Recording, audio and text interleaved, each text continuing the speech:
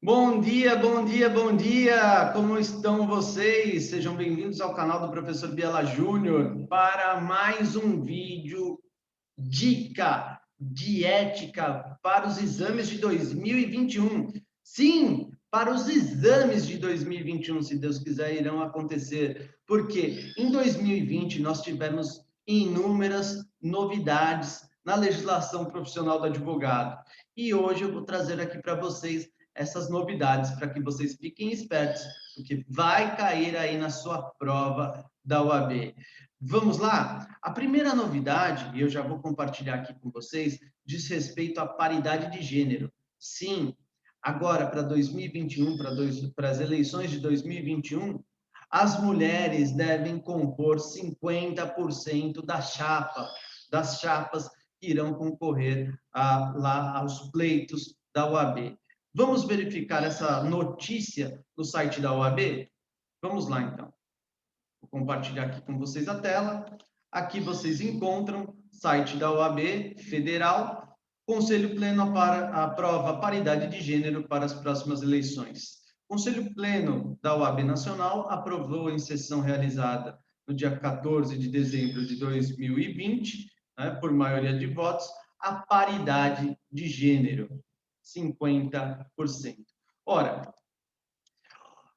as mulheres, basta você acessar o próprio site do Conselho Federal e verificar na totalidade, no quantitativo por gênero, que as mulheres representam sim 50% dos inscritos na OAB. E nada mais justo de que elas representem esses 50%. Se você pegar o seu regulamento geral, você vai verificar que lá, no que diz respeito à composição das chapas, havia aí uma alteração em 2018, se não me falha a memória, determinando que o mínimo fosse de 30% de mulheres nas chapas. Agora, para 2021, e isso pode cair na sua prova do exame de 2021, não importa se é o primeiro, segundo, terceiro, tá? Pode cair na sua prova do exame de 2021 essa questão. Significa dizer que mulheres, 50% compondo as chapas que irão concorrer aos pleitos da OAB. Ainda no que diz respeito a percentual, nós vamos apresentar aqui para vocês outra questão, site da OAB, tá? O OAB terá cota racial de 30% de pretos e pardos nas eleições de 2021. Então, foi aprovado na mesma data, tá? 14 de dezembro de 2020, a política de cotas raciais da OAB para advogados negros, tá? No percentual de 30% pelo período de 10 eleições, ou seja, 30 anos. Fique esperto que isso daí também vai cair na tua prova em 2021. Então, significa dizer que nas eleições de 2021, as chapas deverão ser compostas com pelo menos 50% de mulheres e 30% de advogados e advogadas negras e negros, tá bom? Fique esperto que isso vai cair na sua prova. Outra novidade, essa já diz respeito ao Estatuto da OAB, é aquela que está inserida lá no artigo 3º-A. Né? Pega aí o seu Estatuto da OAB e verifica se está aí inserida essa alteração legislativa, ou aliás, esse acréscimo legislativo. Artigo 3º-A. Os serviços profissionais do advogado são, por sua natureza, técnicos e singulares, quando comprovada a sua notória especialização nos termos da lei. E aí o próprio parágrafo único ele vem a explicar o que vem a ser essa notória especialização. Considera-se notória especialização profissional, considera-se notória especialização o profissional ou sociedade de advogados cujo conceito no campo de sua especialidade, decorrente do desempenho anterior, estudos, experiências, publicações, organização, aparelhamento, equipe técnica ou de outros requisitos relacionados com suas atividades, permita inferir que o seu trabalho é essencial e indiscutivelmente o mais adequado à satisfação do objeto do contrato. essa novidade inserida aqui pela Lei 14.039 de 2020, ela só vem a corroborar aquilo que o Conselho Federal da OAB, através do Conselho Pleno, já sumulou na súmula número 4, que eu apresento para vocês nesse momento. Súmula número 4, de 2012, tá? Advogado, contratação, administração pública, inexigibilidade de licitação. Atendidos os requisitos do inciso 2 do artigo 25 da Lei 8666/93, é inexigível o procedimento licitatório para contratação de serviços advocatícios pela administração pública, dada aí, olha aí, ele reproduzindo o mesmo teor lá do parágrafo único do artigo 3º-A. Dada sua singularidade da atividade, né, a notória especialização e a inviabilização objetiva de competição, sendo, portanto, inaplicável à espécie o disposto no artigo 89 da Lei 8666/93. Significa dizer que, se cair na sua prova que o município tal pretende contratar um advogado e se há ou não a necessidade da elaboração de todo o procedimento, de todo o processo licitatório, você vai responder que não. Você vai responder que não. Tá certo? Outra novidade, essa é de 2019, tá? Mas como 2020 foi um ano atípico, essa novidade vai cair em 2021. Essa novidade diz respeito ao artigo 7º-B, tá? O artigo 7º-B, que foi inserido aí pela Lei 13.869 de 2019, tá? Trata-se da nova Lei de Abuso de Autoridade, tá? Que reconheceu, que tipificou como crime a violação de direito ou a violação de prerrogativa de advogado. Qual violação de direito? Qual violação de prerrogativa de advogado? Aquelas previstas nos incisos 2, 3, 4 e 5 do Estatuto da OAB, tá? Sob pena de detenção de 3 meses a 1 ano e multa, tá? Ah, mas professor, eu não me recordo. Então vamos lá. No inciso 2, ele versa sobre a inviolabilidade do escritório de advocacia, do local de trabalho do advogado, dos instrumentos de trabalho do advogado e da correspondência do advogado com o seu cliente. Significa dizer que a violação desse direito, a violação dessa prerrogativa do advogado, sem que ele tenha participado aí como o próprio estatuto prevê a quebra dessa inviolabilidade na hipótese de indício de autoria e materialidade da prática de crime do advogado. Portanto, se não existirem indícios de autoria e materialidade da prática de crime por parte do advogado, é inviolável o escritório de advocacia, é inviolável o departamento jurídico, é inviolável os instrumentos de trabalho do advogado, celular, computador, é inviolável qualquer tipo de correspondência trocada aí entre o advogado e o cliente, desde a carta à correspondência por rede social com seus clientes, tá? Violou, cometeu crime de abuso de autoridade. Também comete crime de abuso de autoridade a autoridade que impede o advogado de se comunicar pessoal e reservadamente, mesmo que sem procuração, com seus clientes que se acharem presos, detidos ou recolhidos, mesmo que em ambientes considerados incomunicáveis. Também comete crime de violação de prerrogativas profissionais por abuso de autoridade, a autoridade que não comunica, que não permite que o advogado tenha ali na presença da lavratura do auto de prisão em flagrante do advogado que foi preso em flagrante por motivo ligado ao exercício profissional. Então, Ao se inviabilizar isso, a autoridade, o sujeito ativo do crime, responderá pelo crime de abuso de autoridade. E, por fim, a última previsão lá do artigo 7º-B é de que o advogado, né, não seja recolhido preso antes de sentença transitada em julgado, senão em sala de estado maior ou, né, na sua falta, em prisão domiciliar. Significa dizer que, antes do trânsito em julgado, o advogado não pode ser preso em cela, mas sim em sala. Não se observando isso,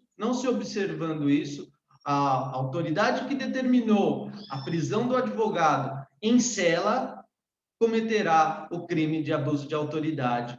Estará sujeito lá à pena do artigo 7º-B, como vocês podem ver aqui, de detenção de 3 meses a 1 ano e multa, tá?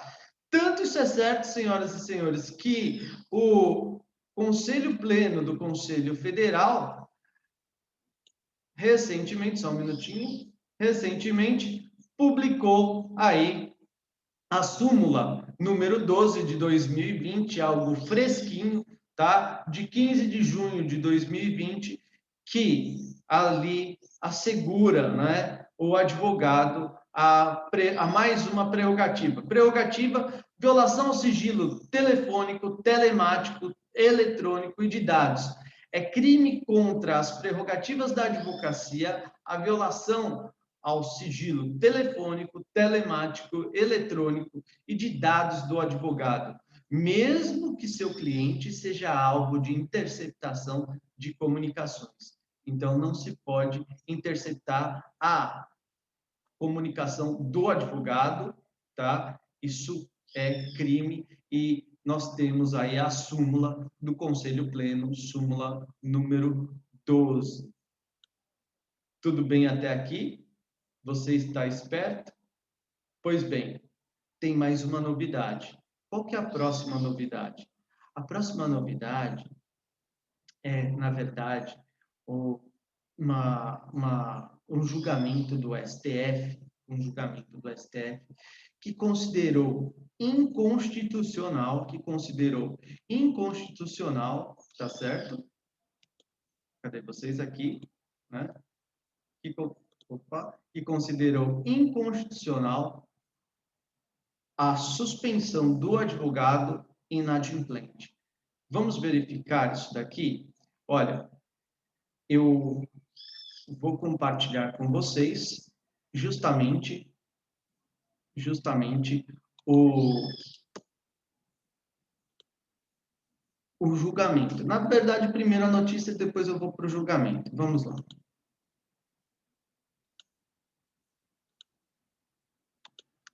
Bom, a origem está ali no recurso extraordinário 647.000, tá? 885. Nesse recurso foi julgado que o artigo 34, inciso 23 e o artigo 37, parágrafo 2º do Estatuto da OAB são inconstitucionais, tá? Nesse momento, eu apresento para vocês, né, o recurso, tá? Datado aí de 27 de abril de 2020, tá? A origem dele é o Rio Grande do Sul, o relator é o ministro Edson Fachin. Depois vocês acessem, porque é bastante interessante. Nesse recurso, ele considerou o seguinte: não é dado a Conselho de Fiscalização Profissional perpetrar sanção de direito de interdito profissional por tempo indeterminado até a satisfação da obrigação pecuniária, com a finalidade de fazer valer seus interesses de arrecadação frente à infração disciplinar consistente na inadimplência fiscal. Trata-se de medida desproporcional e caracterizada como sanção política em matéria tributária. E aí, então, a tese foi de que é inconstitucional a suspensão realizada por Conselho de Fiscalização Profissional do exercício laboral de seus inscritos por inadimplência de anuidades, pois a medida consiste em sanção política em matéria tributária. Então, se considerou aí, portanto, inconstitucional o artigo 34, inciso 23, e o artigo 37, inciso, parágrafo 2º do Estatuto da OAB. Dá uma olhada nesse artigo 34, eu vou abrir aqui e vou verificar com vocês, tá? O nosso Vadmecum Saraiva OAB e graduação, nós já temos aí a edição 2021 e é importante que você acompanhe com legislação sempre super atualizada. Vamos abrir aqui no Estatuto da OAB, tá? Estatuto da OAB, artigo 34, vamos lá no 34, tá? Inciso 23, diz: deixar de pagar as contribuições, multas e preços de serviço devidos à OAB depois de regularmente notificado.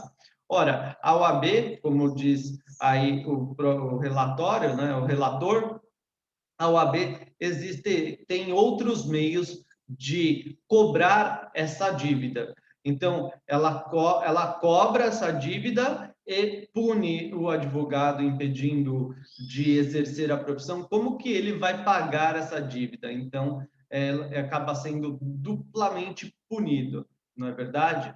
Então, aí ele nos remete também para o parágrafo 2º do artigo 37, e lá no parágrafo 2º do artigo 37, artigo 37 caput, a suspensão é aplicável nos casos de, e aí então, parágrafo 2º, nas hipóteses do inciso 21 e 23 do artigo 34, a suspensão perdura até que satisfaça integralmente a dívida, inclusive com correção monetária. Então, esse parágrafo 2º, você faça essa anotação aí de que esse recurso extraordinário, né, considerou aí inconstitucional recurso extraordinário 647.885, considerou aí inconstitucional, e aí então o tema de repercussão geral é o 732, tá certo? Bom, dito isso, nós vamos para a nossa última novidade. E a nossa última novidade, eu vou compartilhar aqui com vocês, tá? Só um minutinho, deixa eu parar aqui. E a nossa última novidade diz respeito exatamente ao quê? A resolução número 4, de 2020, tá? Resolução número 4 de 2020, eu estou colocando aqui para vocês, tá? No site da OAB, e vocês tratem de ficar espertos com isso. Pois bem, aqui, resolução número 4 de 2020, você verifica aí que é de outubro, 27 de outubro de 2020, portanto, finalzinho do ano. Essa resolução número 4, ela vem e acrescenta ao Código de Ética 2 artigos. O artigo 47A, tá? E o artigo 58A. No artigo 47A, a redação é a seguinte: será admitida a celebração de termo de ajustamento de conduta no âmbito dos conselhos seccionais e do Conselho Federal para fazer cessar a publicidade irregular praticada por advogados estagiários. O termo previsto nesse artigo será regulamentado mediante edição de provimento do Conselho Federal, que estabelecerá seus requisitos e condições. Já o artigo 58A, ele fala: nos casos de infração ético-disciplinar punível com censura, será admissível a celebração de termo de ajustamento de conduta se o fato apurado não tiver gerado repercussão negativa à advocacia. Senhoras e senhores, tenho certeza que isso não tem aí não tem aí essa previsão no seu código de ética. É importante você fazer uma anotação, no seu código de ética, justamente nesse sentido. Nas hipóteses de publicidade irregular, é possível o advogado celebrar o termo de ajustamento de conduta. E nas hipóteses, nos termos do artigo 58A, e nas hipóteses do advogado que cometeu uma infração disciplinar punível com a sanção de censura, também será possível a celebração do termo de ajustamento de conduta. Então, fique esperto, porque isso pode cair na sua prova, tá certo? Quais são as hipóteses de censura?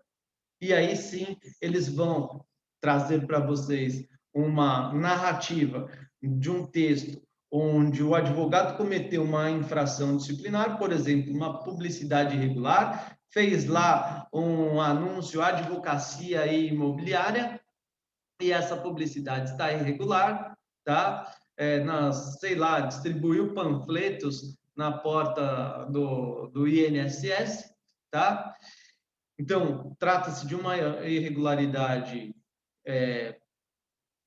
no que diz respeito à publicidade, e haverá a possibilidade do advogado celebrar o termo de ajustamento de conduta, tá certo? Então, espero que tenha sido proveitosa aqui a nossa explanação, as nossas dicas e essa nossa breve revisão de toda a novidade legislativa de 2020 para 2021, para os exames de 2021. Não se esqueçam de me seguir no Instagram, @bielajr, e também se inscrevam aqui no canal do YouTube, curtam o vídeo, compartilhem esse vídeo, porque vai me estimular a gravar vídeos melhores para vocês. Quem sabe a gente não coloca aí uma aula para vocês. Aguardo vocês no próximo vídeo. Até lá!